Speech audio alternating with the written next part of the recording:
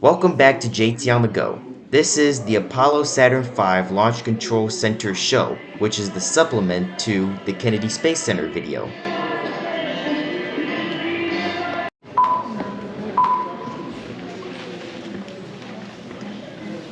This is the firing room, launch control for the Apollo missions. This is not a mock-up. These are the very consoles we sat at when men first took off to fly to the moon. The tragedy of Apollo 1 had put us a year and a half behind. We were making up for it in one big leap, and we were doing it with a rocket that no man had ever flown before.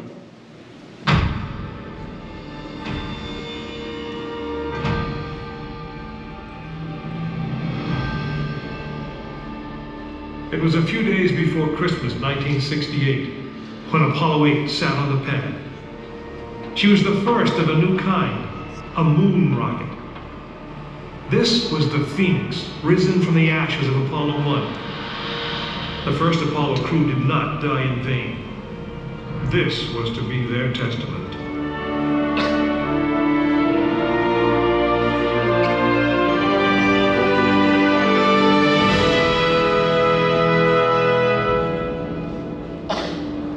"36 stories high, she had been fully fueled throughout the night. The liquid oxygen in her tanks caused ice to form on the outside of the craft. The extreme temperature differences between the air and the sub-zero fuel caused the metal skin of the rocket to expand and contract. Everyone who was on the pad agreed. It was as though the rocket was alive, breathing, straining at the leash. Earlier in the morning, astronauts Frank Borman, Jim Lovell, and Bill Anders had made their final preparations before taking that long ride out to the waiting spacecraft. The minimum safe distance from a Saturn V at liftoff was 3 miles. The reason was simple. When fully fueled, the rocket contained the explosive power of an atomic bomb. As the clock counted down, the astronauts and all of us in launch control went through the pre-flight checks, our hands on the controls of the most powerful, most complex machine ever built. It had over 2 million separate systems, and to bring these men back alive, everything had to work perfectly. Each individual system had been tested, but what we didn't know was how they would perform when all 2 million began to work together. That moment would come when the countdown clock reached 0.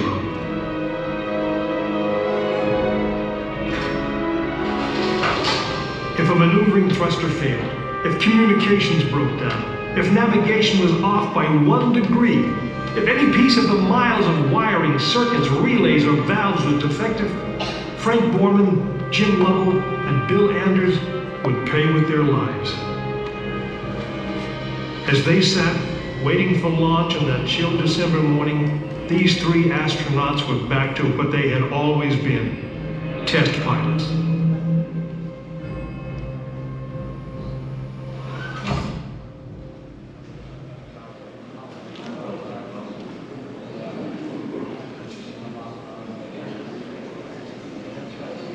You are now in the final minutes before the launch of Apollo 8, right here where it actually happened.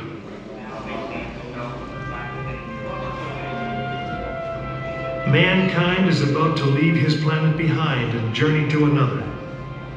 It is one of those rare moments when history is not being made, destiny is being embraced.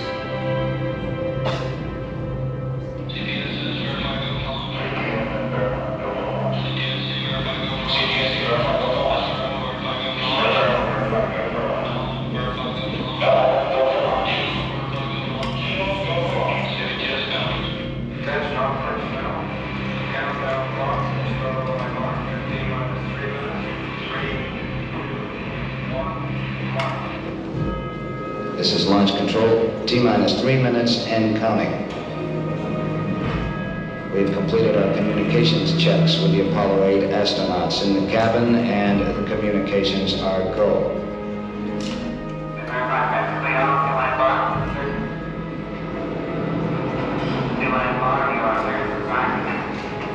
this period, once we do get the firing command, the various tanks within the 3 stages of the Saturn V launch vehicle begin to pressurize.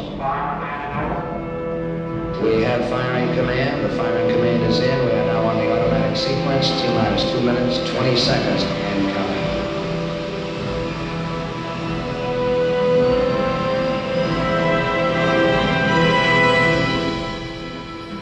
Our status board indicates that all aspects are ready. Instrument unit is ready, spacecraft ready, final check of the emergency detection system, that ready light also on. First stage preparations are completed. All systems are A-OK. Okay, keep going. We're on. Ready to go to Cronkite. Stand by, Walter. Okay, you're on. All systems go. 1 minute 45 seconds and counting. The first stage liquid oxygen tank has been pressurized and the pressure is still building up. Coming up in 90 seconds, mark, T-minus 90 seconds and counting. The Apollo 8 crew standing by, spacecraft commander Frank Borman, Jim Lovell, Bill Anders. We now have a report that the liquid hydrogen tank on the 3rd stage is pressurized, 1 minute 15 seconds.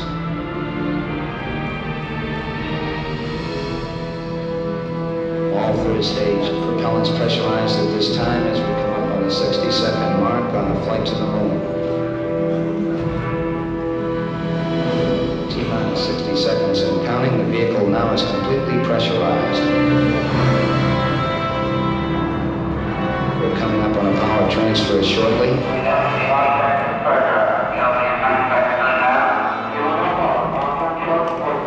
We have the power transfer. We're now on the flight batteries within the launch vehicle.